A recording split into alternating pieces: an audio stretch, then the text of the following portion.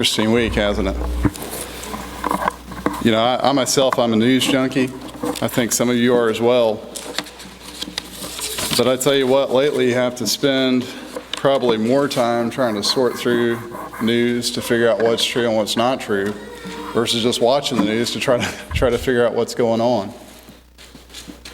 But you know, at work, we've already obviously started to make plans about how to work remotely or how to limit exposure to others, and we've already implemented changes. And you know, from week to week, we deal with several hundred to several thousand people, just depending on the situations, vendors, customers, truck drivers from all over the place.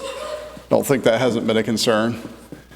And for the most part, I would say the people I've been in contact with, pretty normal. You know, they seem to have a balanced approach. A few people here and there probably are a little more panicked than they need to be, and maybe a couple of people here and there aren't taking things as seriously as they should be. But I would say for the most part, the people I've encountered are pretty balanced. You know, be careful, take it seriously, don't panic.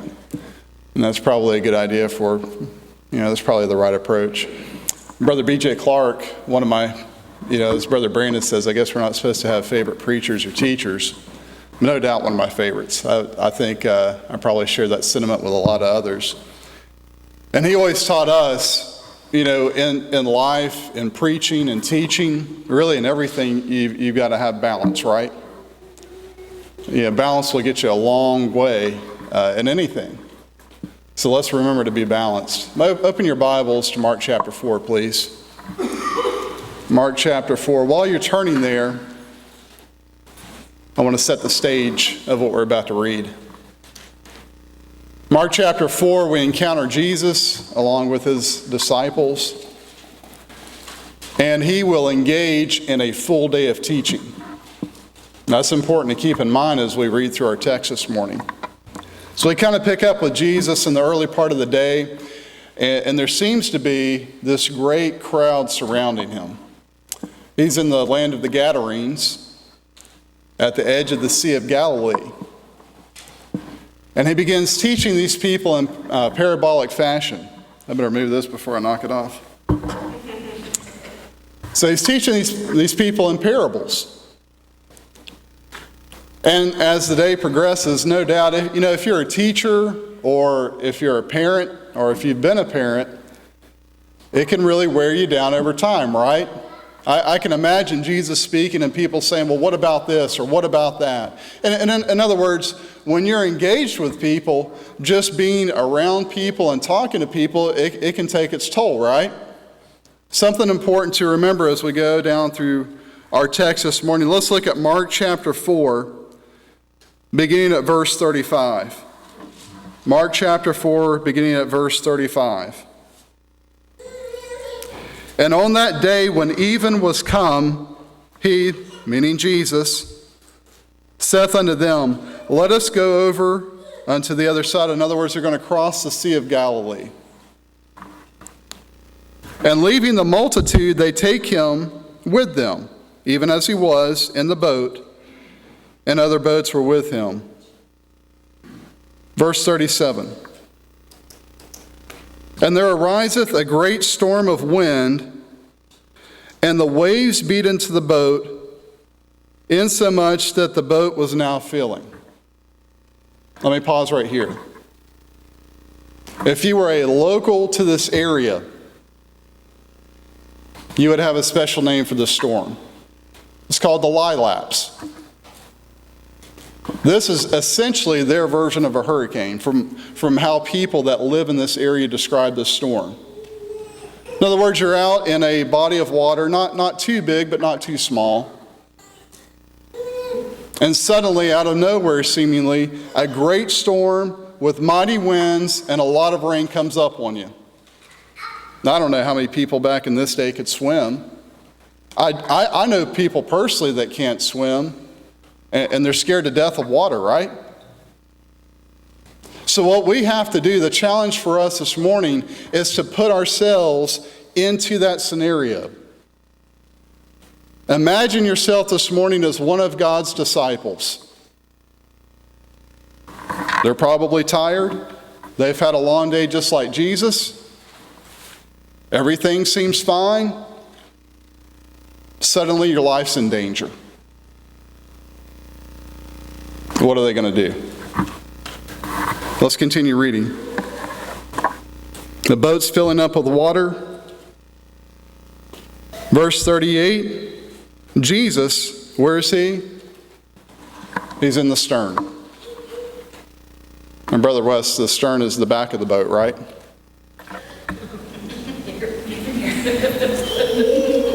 What's Jesus doing? He's asleep. Or the disciples are scared. Not sure what to do, right? Jesus is in the stern, asleep on the cushion, and they awake him and say unto him, Teacher, American Standard says, Master, I believe the King James says, carest thou not that we perish? Now, again, try to insert yourself into this account and imagine that you're the disciple. Imagine that you're the one that goes to Jesus and wakes him up. Don't you care about us? I'll tell you what, when you're a parent, you try to nap when you can, right? Opportunities don't come that often. Sometimes Alita might try to catch a nap when I'm home, and I'm always telling James, shh, shh. Don't wake her up. Don't wake her up. She needs some rest. But here we have these disciples. Jesus has been teaching all day. He's been working all day, and they go and wake him up and said, God, don't you care about us?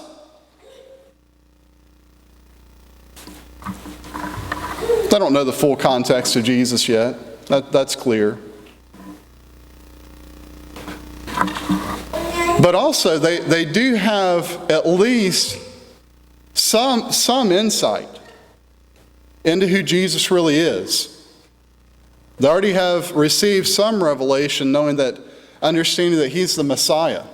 In fact, earlier in this chapter, when Jesus is teaching in parables, we have recorded that he didn't reveal directly to the crowd, to the big audience, what these parables meant. However, he did tell his closest disciples what the parables meant. There's a reason for that. We'll get into that another time. The point is this: these men were with Jesus daily. He was providing for their physical needs daily. He was providing for their spiritual needs daily. And they had the audacity to go to Jesus and say, Jesus, wake up. Don't you care about us? Here's something important for us to note. As I mentioned, the King James says master. American Standard says teacher. It's the same idea. But here's the point. They trusted in Jesus enough to call him master. In other words, they had a certain level of respect for him.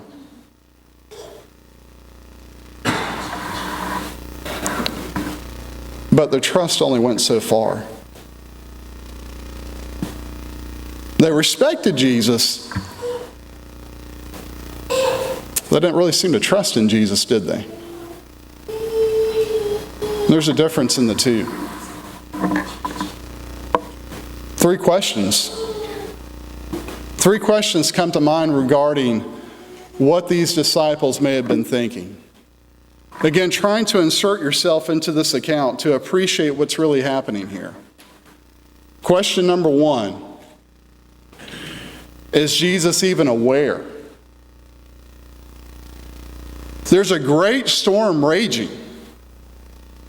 Imagine being in a boat during a hurricane. Water's coming into the boat, filling the boat. And where is Jesus? He's at the back of the ship asleep. Are these disciples thinking, is he even aware of what's going on? Second question. If he is aware, does he care? Does he care?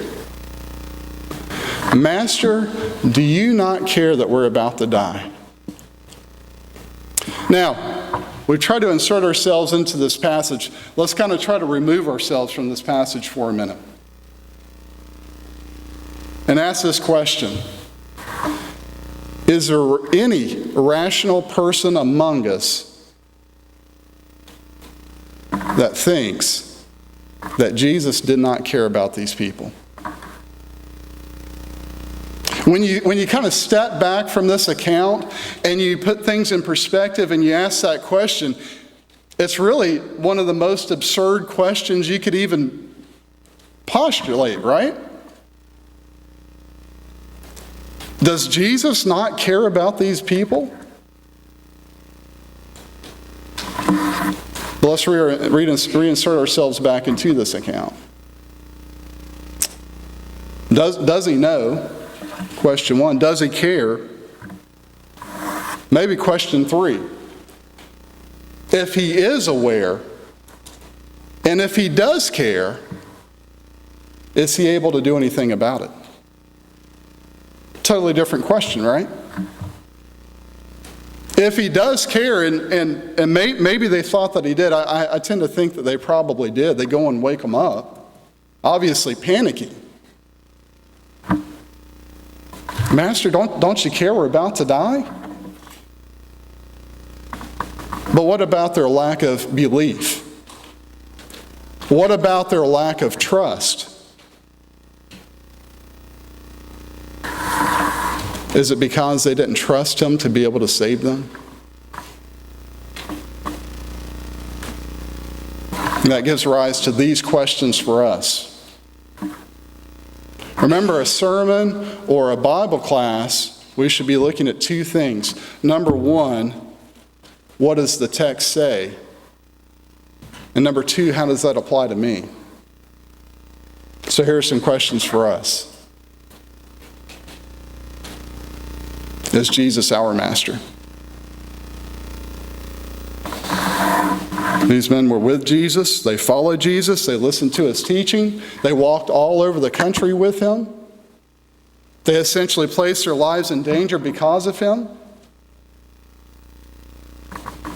To that degree, they trusted him, right?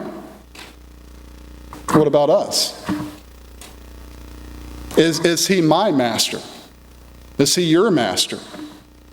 Do you have that much trust in him? Question number 2. If he is your master, have you placed your confidence in him? It wasn't too long ago I was asked a question, what is Bible faith? Fundamental idea, right? What is biblical faith? When Jesus said the only way through salvation is through him, to have faith in him. And let me say with affirmation, there is no other way to salvation except through Jesus. What does that mean? What is faith? Is faith simply believing that God exists, that Jesus is the Son of God? Is that the right answer? No, it's not, is it? We know better. We read our Bibles. Biblical faith is the idea of placing our confidence, our trust in God because we believe in him to the effect that we follow him. That is biblical faith.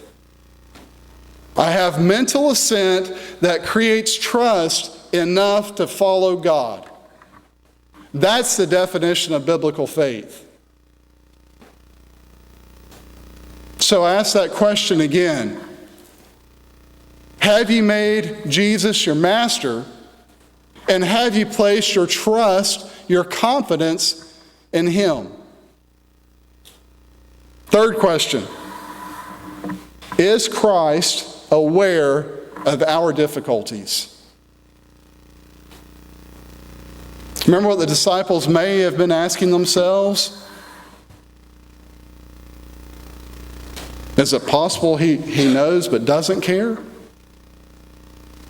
Does he even know what's happening? Is Christ aware of my struggles? Some people, again, exposure to the news and social media and just interacting with people, you can hear a lot of crazy stuff here in the last week, right? No doubt, there will be people that use what is happening today to attack the existence of God. No doubt. You may know somebody who does it. Well, if there is a God, why does he let these things happen? If there is a God, is he aware of how scared people are? No doubt you'll hear that stuff. Is Jesus aware of my struggles? It's a good question to ask ourselves, isn't it? Let's ask another question. If Jesus is unaware, then how is he omniscient? This is what omniscience is. It's all-knowing. The Bible teaches through and through that God knows all. God created all. God knows all. So I challenge you with this. If we're ever tempted to think that God is unaware of our struggles, of our difficulties, of our circumstances, just try to uninsert yourself from whatever is happening and say, would a rational person think that God who created all and God that knows all doesn't know what's happening to me? Doesn't make sense, does it? In the heat of the moment, it's hard to do those kind of things, to step back and approach things in a logical way.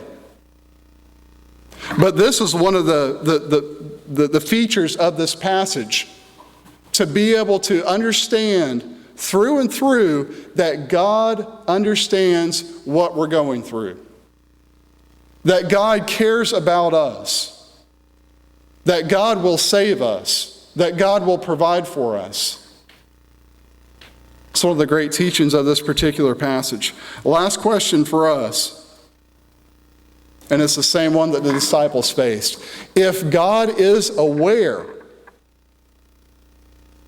is he able to do anything? Let's go back to this passage. Verse 38. And Jesus was in the stern, asleep on the cushion, and they awake him and say unto him, Master, carest thou not that we perish? The ultimate question, does God care? Is he aware? Can he do anything about it? They respect him enough to wake him. They don't trust him enough to understand that yes, he does care. So what does Jesus do? Verse 39. And he awoke and rebuked the wind and said unto the sea, Peace, be still. And the wind ceased, and there was a great calm.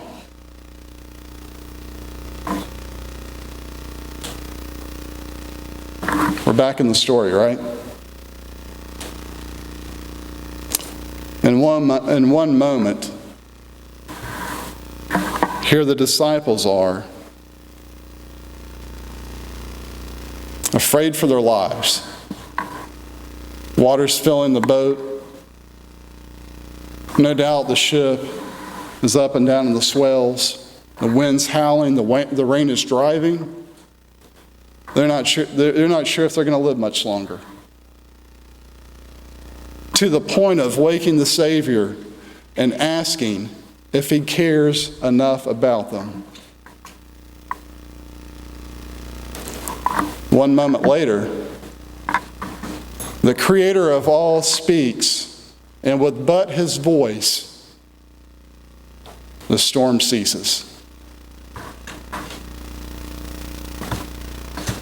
What a miracle, right? The Creator of all things, Colossians 1, Hebrews 1, other places, John 1, has the power of creation. When we're reading through our Bibles and we encounter miracles, this is important to remember. One of the most important, if not the overriding principle of miracles is this. God is using his power, either himself or through others, to show, to prove who he is and what is being taught is correct. In other words, it's like a verification or a stamp of approval. Now keep in mind, these disciples have been with Jesus at this point all day, listening to these parables, trying to understand what Jesus is even talking about. To the limit they have to actually ask Jesus and say, what does this stuff mean? I don't know. Are they thinking to themselves, maybe he's crazy? This doesn't make sense at all. I don't know if they're thinking that or not. But I do know this. When Jesus stands up and says, "Peace, be still," and that which so endangered their lives is immediately gone, I believe with all my heart they took notice. And that leads us to the next question. If the man who stood before them could command nature and immediately remove from them the element of danger that existed,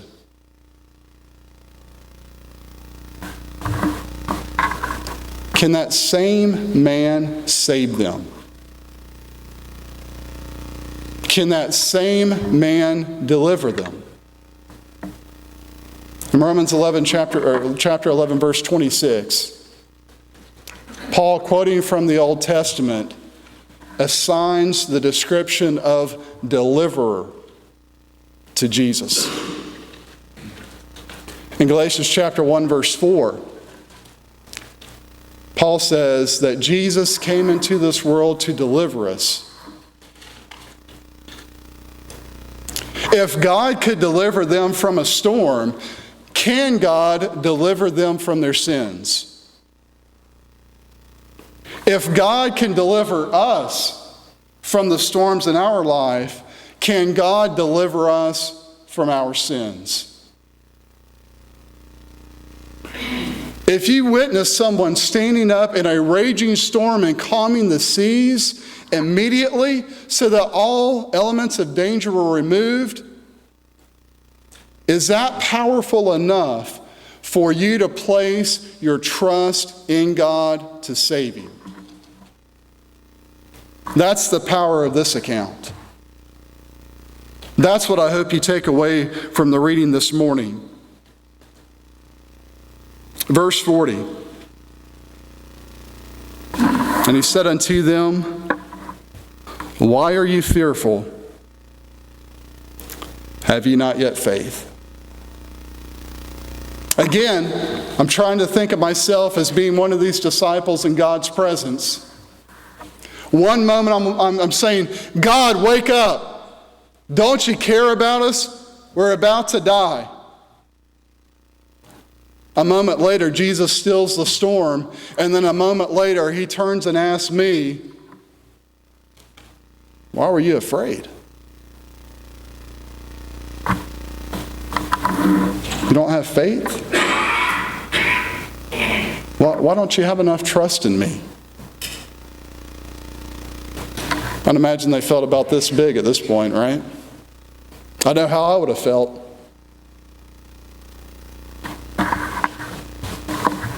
Not only does God care, not only is God aware,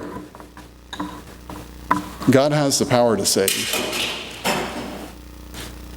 God has the power to deliver, and that's who Jesus is. He is the deliverer. Verse 41. And they feared exceedingly, and said one to another, "Who then is this, that even the wind and the sea obey him?" Now, they've been with Jesus. They've been walking around with Jesus. They've been listening to the teachings of Jesus. They've witnessed Jesus perform miracles. But they're afraid. Can you imagine looking at one another? Jesus has just rebuked the wind. Jesus has just rebuked you. And you look at one another and say, man, who is this? Who is this that can do this?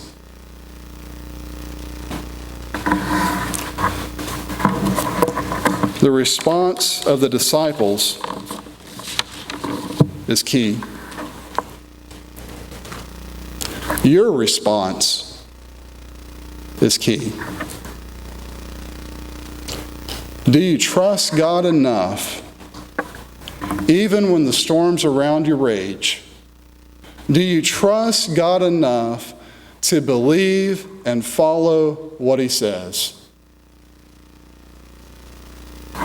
Is God the master of your life? Do you believe that He cares and can save you? I've got a poem here. I was going to quote it, but I'm going to try not to mess it up. I don't know who wrote it, but I want to read it to you. It's short. Trust Him when dark doubts assail thee. Trust Him when thy strength is small. Trust Him when to simply trust Him seems the hardest thing of all. Trust Him, He is ever faithful.